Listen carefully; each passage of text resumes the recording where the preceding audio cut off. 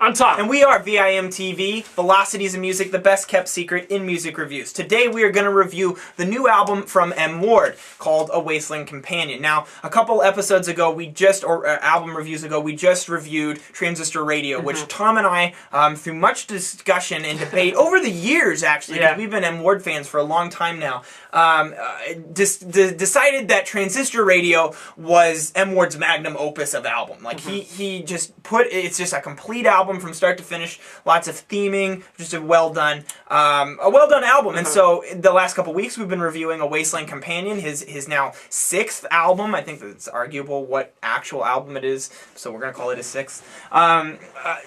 And what were we expecting? Well, we were expecting something, after Hold Time, which was a much poppier, much more produced effort in 2009 when that came out. We were expecting something kind of like that, but we're kind of secretly hoping he would return to his old sound.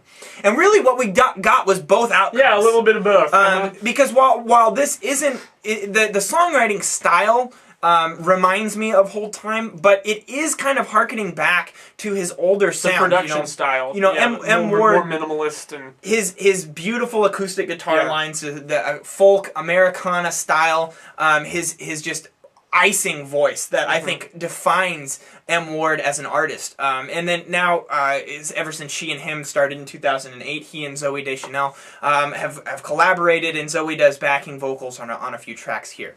Overall, I feel like this album really kind of shows M. Ward an older version of M. Ward. You can tell that he's aged. He sounds tired. The track title's A Wasteland Companion. If you look at the album artwork down below, if you're at our website, you can see that it's just M. Ward. It looks like it's a shadow of his face and the moon's behind him. The moon. Right. Like it's a wasteland companion. Like it sounds just kind of downtrodden and sad. And and not every track on there emulates that mood, but overall I can just really feel like it's like he's hearkening back for simpler times. Like he really wants to return to that old style, but yet for some reason it's not really returning to the old style just based on what the songwriting Well, and it's like he's going further back than even his old material. Right. I mean, if you listen to She and Him, that goes back to the old, kind of ragtime, like 50s kind of, which is a big. It's in vogue right now, right? Yeah, kind of soda shop sound. Right. That's what I was trying to say.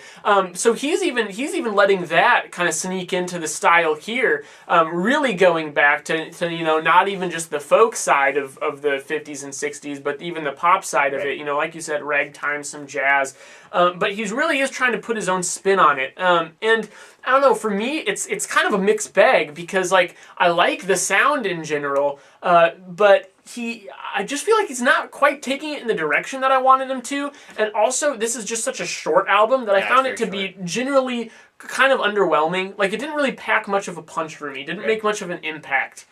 Which is sad because really most of his stuff in the past really has. Right. Even if it is, we said this when we were talking about Transistor Radio, even the softer songs, that album is so mellow. You don't have to be rocking in your face to make an impact on someone, and he's like the poster child of that idea. Right. But yet he doesn't really pull it off here. Right. And overall, I really felt like the 12 tracks here, it's like 36, 37 minutes in length. I really didn't feel like it flowed like an album either. It feels more like, this is where I would compare it to Whole Time. It's more of a compilation of just M. Ward tracks. Now, M. Ward's done this in the past and pulled it off and still made it felt like an album, but it feels like these tracks are just individual tunes that he's recorded, and not in the old style that he did, where it just felt like he was coming in off the street, takes off his cowboy hat and sets it down, on the table, and just plugs in and starts playing his guitar. It's not like that. Now, there are some extremely minimal tracks where it's just M. Ward and his guitar and maybe some production samples quiet in the background. But there's also a couple tracks where he's experimenting with that ragtime and doo-wop 50s soda shop style sound. Track 4, Sweetheart, and track 5, I Get Ideas. Personally, I felt were just extreme flops. I felt like it was like they were trying to take that sound and then shove all this folky distortion into it. It's just a lot of noise, and M. Ward's vocals just don't mesh with it as well, and that really hurts because that's my favorite thing about M. Ward is how he's able to emote.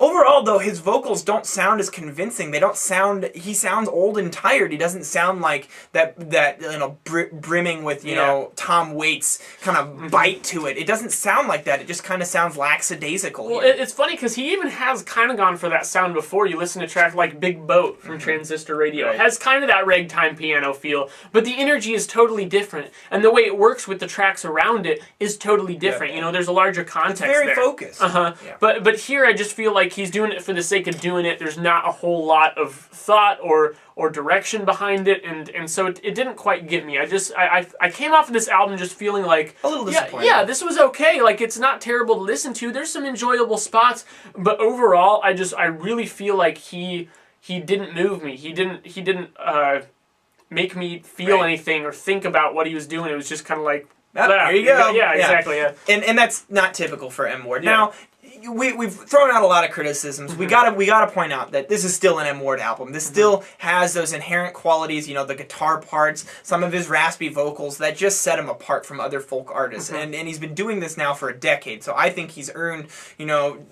he's earned his place at the top of the folk, indie folk, Americana pyramid, because that's become a popular style over the course of the last decade. And so I do feel like that this still has some good qualities to it. It's just what we mentioned have knocked it down for me. I'm sitting at a 67 right now. I'm going to agree, 67. Yeah, that's just where it's at. If it wasn't M. Ward, if it wasn't, there might be a little favoritism here. I'd say this is a 60s record for us, which means that there's some clear issues here keeping it from being a really solid or even a great album. What did you guys think of A Wasteland Companion? Are you big M. Ward fans? If you are, how did this compare to the M. Ward's other releases, and what's your favorite M. Ward album?